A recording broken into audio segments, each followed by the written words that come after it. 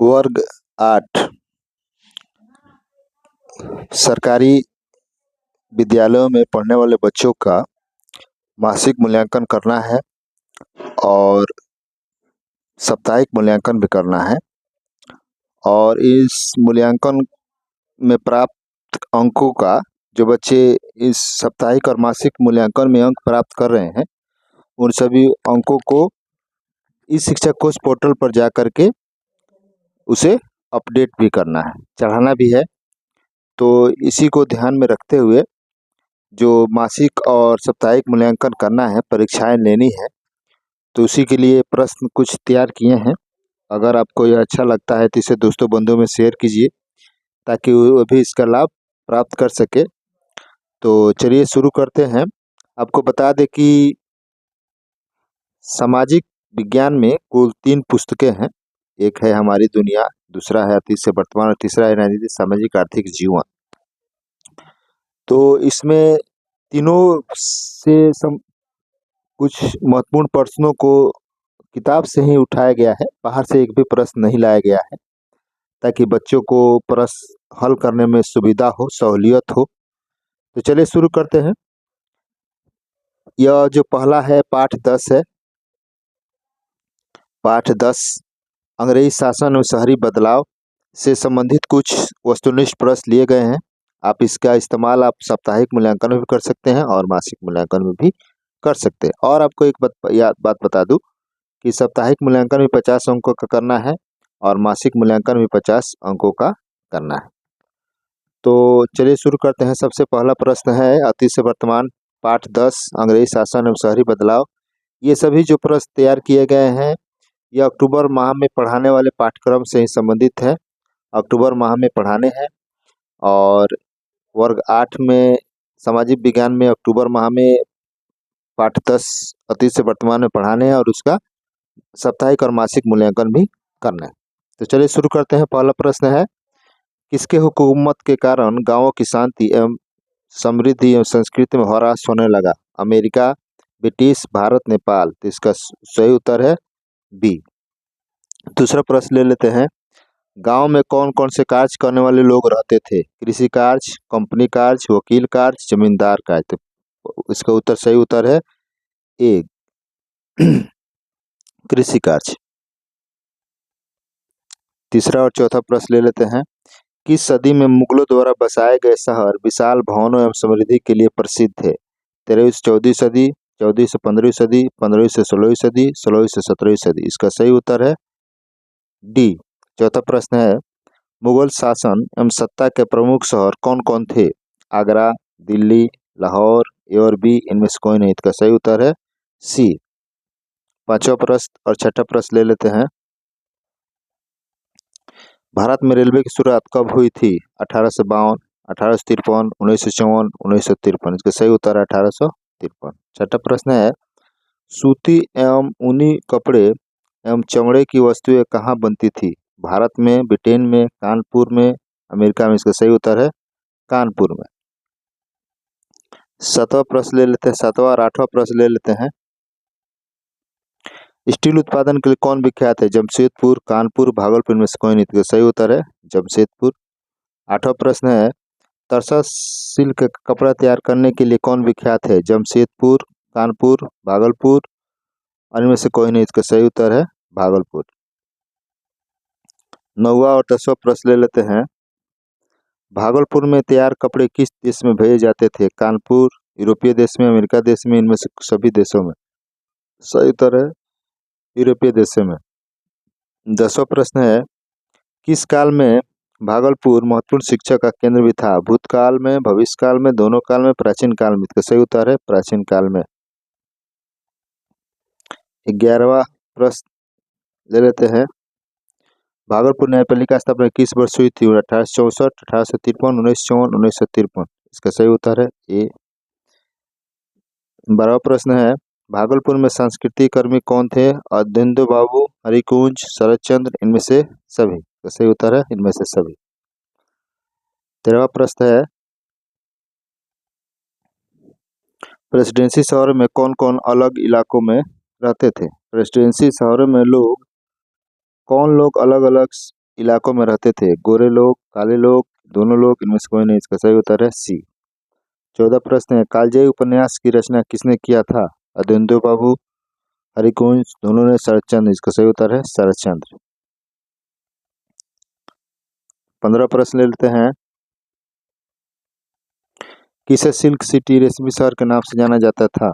इसका सही उत्तर है भागलपुर। 16 प्रश्न है, किसके काल में भागलपुर शहर सूफी संस्कृति का केंद्र नहीं था? हिंदुओं काल में, मुस्लिमों काल में, यूरोपियों काल में, इनमें से कोई नहीं। इसका सही उत्तर है बी, मुस्लिमों का काल में। 17वां प्रश्न है, अंग्रेजों ने नई दिल्ली को राजधानी कब बनाया? 1811, 1912, 1911, 1913। इसका सही उत्तर है 1911। अब इतने ही 17 प्रश्न ही तैयार बने हैं बच्चों के लिए, इसमें आप भी जोड़ सकते हैं। अब चलते हैं दूसरे किताब से। दूसरा किताब है मानव संसाधन, पाठ 5। यह है हमारी दुनिया से, इससे भी कुछ प्रश्न तैयार हैं, उसको ले लेते हैं। पहला प्रश्न है, जनगणना किसे कहते हैं? जनसंख्या की गणना, जन्म दर की गणना, मृत्यु दर की गणना, लिंगानुपात की गणना। तो इसका सही उत्तर है जनसंख्या की गणना। दूसरा प्रश्न है, भारत में आधिकारिक जनगणना कब हुई थी? पहली आधिकारिक जनगणना कब हुई थी? 1881, 1901, 1951, 2001। तो इसका उत्तर है 1881। तीसरा प्रश्न है, सबसे कम जनघनत्व वाला जिला बिहार में कौन सा है? शिवहर, कैमूर, पटना, भागलपुर। इसका सही उत्तर है बी। भारत में जन्म दर क्या है? 10.97, 20.97, 30.97, 40.97। का सही उत्तर है बी। पांचवा और छठा प्रश्न ले लेते हैं।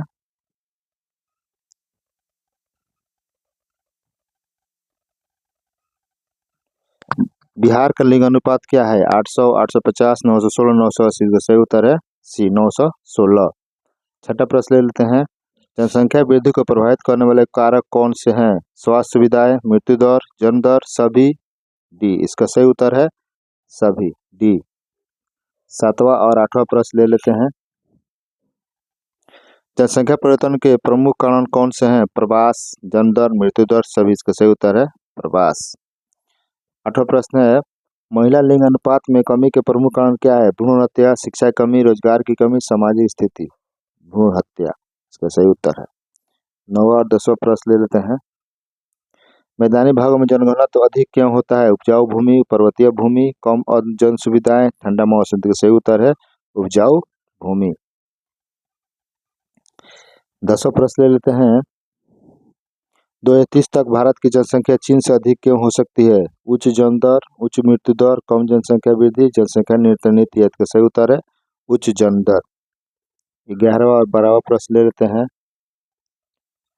पर्वतीय क्षेत्र में जनघनत्व कम होता है, ऊबड़ खाबड़ भूमि, उपजाऊ भूमि, अधिक जन सुविधाएं, अच्छा मौसम। पर्वतीय क्षेत्र में जनघनत्व कम होता है, इसका सही उत्तर है ए, ऊबड़ खाबड़ भूमि। 12वां प्रश्न है, जनगणना हर कितने वर्षों में होती है? इसका सही उत्तर है 10 वर्ष। 13वां और 14वां प्रश्न ले लेते हैं, बिहार में सबसे अधिक जनघनत्व वाला जिला कौन सा है? शिवहर, कैमूर, पटना, भागलपुर। इसका सही उत्तर है शिवहर। भारत में मृत्यु दर क्या है? 20.97, 30.97, 40.97, 50.97। इसका सही उत्तर है बी, 30.97। मानव एक संसाधन क्यों है? तकनीक का प्रयोग, अन्य संसाधनों का प्रयोग, मस्तिष्क का प्रयोग, सभी। इसका सही उत्तर है डी, सभी। 16वां प्रश्न है, भारत में जनसंख्या के दृष्टिकोण से कौन सा स्थान है? पहला, दूसरा, तीसरा, चौथा। इसका सही उत्तर है बी। 17वां और 18वां प्रश्न ले लेते हैं, जनसंख्या परिवर्तन में कौन सा प्रमुख कारण है? इसका सही उत्तर है ए, प्रवास। लिंगानुपात को किस प्रकार से मापा जाता है? 1000 पुरुषों पर महिलाओं की संख्या। इसका सही उत्तर है ए। 19 और 20 प्रश्न ले लेते हैं, जनसंख्या वृद्धि में कमी का एक कारण क्या हो सकता है? स्वास्थ्य सुविधाओं में सुधार, जन्म दर में वृद्धि, प्रवास, रोजगार की कमी। इसका सही उत्तर है स्वास्थ्य सुविधाओं में सुधार। अब 20वां प्रश्न है, पर्वतीय क्षेत्रों में जनसंख्या कम क्यों है? उपजाऊ भूमि की कमी, जन सुविधाओं की अधिकता, अच्छी शिक्षा, अच्छा रोजगार। इसका सही है उपजाऊ भूमि की कमी के कारण पर्वतीय क्षेत्र में जनसंख्या कम पाई जाती है। 21 नंबर प्रश्न है, जनगणना के दौरान कितनी बार अपडेट की जाती है? हर साल, हर 2 साल, हर 5 साल? तो इसका सही उत्तर हर 10 साल पर जनगणना की जाती है। 22वां प्रश्न है, महिला लिंग अनुपात की कमी एक वजह क्या हो सकती है? इसका सही उत्तर है भ्रूण हत्या। 23वां और 24वां प्रश्न ले लेते हैं। भारत के किस राज्य में जनसंख्या घनत्व सबसे अधिक है? उत्तर प्रदेश, बिहार, तमिलनाडु, पश्चिम बंगाल? इसका सही उत्तर है बी। 24वां प्रश्न है, जनसंख्या वृद्धि को कम करने के लिए क्या उपाय किए जा सकते हैं? जन्म दर में कमी, मृत्यु दर में वृद्धि, प्रवास में वृद्धि, रोजगार में कमी? जन्म दर में कमी करके जनसंख्या को रोका जा सकता है, वृद्धि को। 25वां और 26वां प्रश्न ले लेते हैं। मैदानी भागों में जनघनत्व अधिक क्यों होता है? अनुकूल वातावरण, ठंडा मौसम, ऊंचाई, कम जन सुविधाएं? इसका सही उत्तर है अनुकूल वातावरण। 26वां प्रश्न है, मानव ने किस प्रकार से अपनी आवश्यकताओं को पूरा किया है? श्रम शक्ति का उपयोग, केवल मस्तिष्क का प्रयोग, केवल तकनीक का प्रयोग, केवल प्राकृतिक संसाधन? इसका सही उत्तर है श्रम शक्ति का उपयोग। 27वां और 28वां प्रश्न ले लेते हैं। भारत में जनसंख्या वृद्धि को प्रभावित करने वाला मुख्य कारण क्या है? इसका सही उत्तर है बी, जन्म दर। 28वां प्रश्न है, पर्वतीय क्षेत्रों में जनसंख्या घनत्व कम क्यों होता है? उबड़ खाबड़ भूमि, उपजाऊ भूमि, अधिक जन सुविधाएं, गर्म मौसम? इसका सही उत्तर है ए, उबड़ खाबड़ भूमि। 29वां और 30वां प्रश्न ले लेते हैं। भारत में जनसंख्या वृद्धि को नियंत्रित करने के लिए कौन कौन उपाय किए जा सकते हैं? जनसंख्या नियंत्रण नीतियां, शिक्षा में सुधार, रोजगार में वृद्धि, स्वास्थ्य सुविधा? इसका सही उत्तर है ए। 30वां प्रश्न है, बिहार में जनसंख्या घनत्व के उच्चतम और न्यूनतम जिलों में क्या अंतर है? तो इसका सही उत्तर है ए, 1434 व्यक्ति प्रति वर्ग किलोमीटर।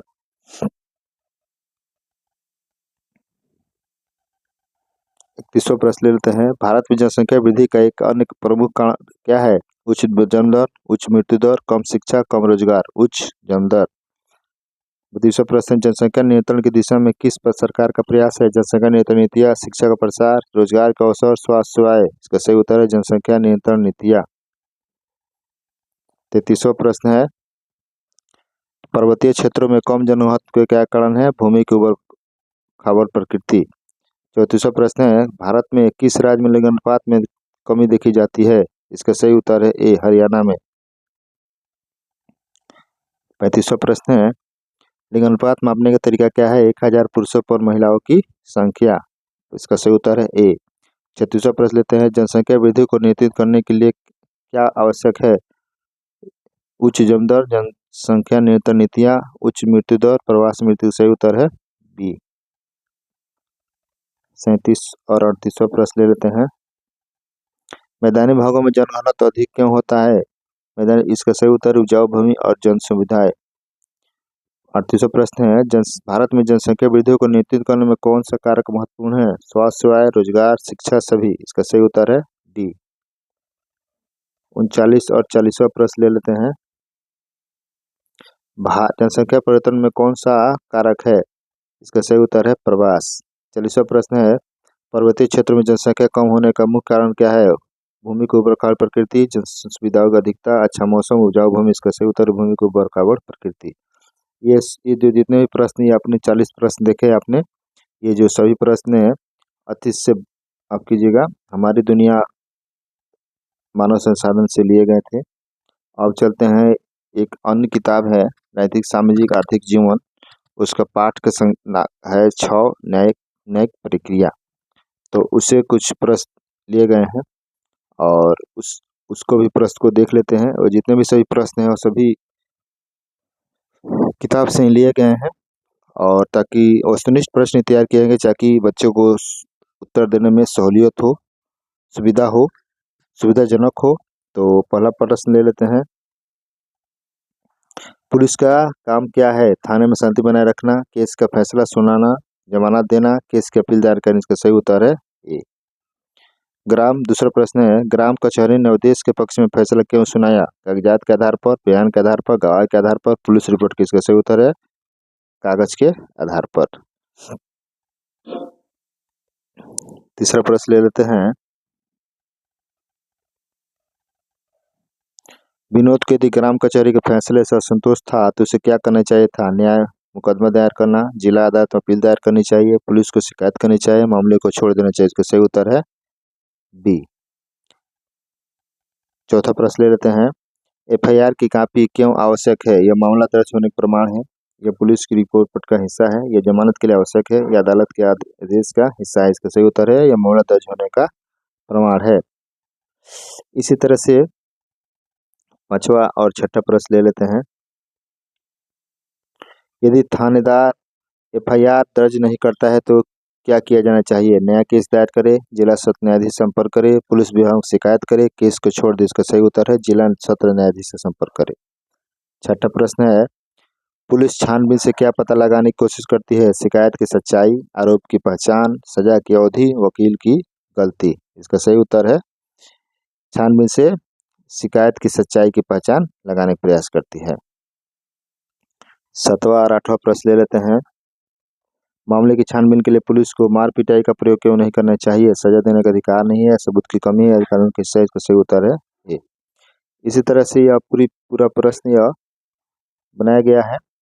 आठवां प्रश्न ले लेते हैं, थाने में जुर्म कबूलने के बाद सजा क्यों नहीं दी जाती? सजा देने का थाने काम नहीं है, आरोपी को बचाने का प्रयास किया जाता है, जुर्म की प्रकृति हल्की होती है, सजा अदालत में तय की जाती है। इसका सही उत्तर है थाने का काम नहीं है। नौवां प्रश्न है, जमानत का प्रावधान क्यों होता है? आरोपी को जेल में न रखना, छोटे मामले राहत देने के लिए, मामले की गति बढ़ाने के लिए, जमानत के लिए, सजा देने के लिए। इसका उत्तर है बी।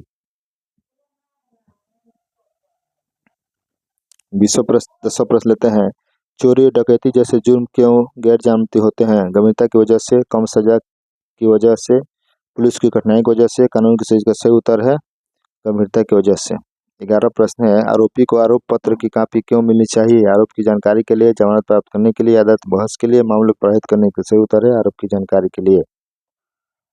12वां और 13वां प्रश्न ले लेते हैं, किसी मुकदमे में दोनों पक्षों का वकील का होना क्या आवश्यक है? कानूनी तर्कों के लिए, गवाहों के लिए, पुलिस की रिपोर्ट के लिए, अभियोजन की समीक्षा के लिए। सही उत्तर है कानूनी तर्कों के लिए। 13वां प्रश्न है, गवाहों को पेश करना और उनसे पूछताछ क्यों आवश्यक है? अदालत में विश्वास के लिए, पुलिस की रिपोर्ट के लिए, वकीलों की तैयारी के लिए, आरोप पत्र की जांच के लिए। इसका सही उत्तर है ए, अदालत में विश्वास के लिए। 14वां और 15वां प्रश्न ले लेते हैं, पुलिस और मजिस्ट्रेट के काम में क्या अंतर है? इसका सही उत्तर है ए, पुलिस पकड़े और मजिस्ट्रेट न्याय करे। 15वां प्रश्न है, अपील का प्रावधान क्यों रखा गया है? इसका सही उत्तर है ए, गलती से निर्दोष को सजा से बचाने के लिए। 16वां प्रश्न है, ऊपर की अदालतें नीचे की अदालतों को फैसलों क्यों मानने पड़ते हैं? सावधानी पूर्वक कागजात की जांच के लिए। इसका सही उत्तर है ए। 17वां प्रश्न है,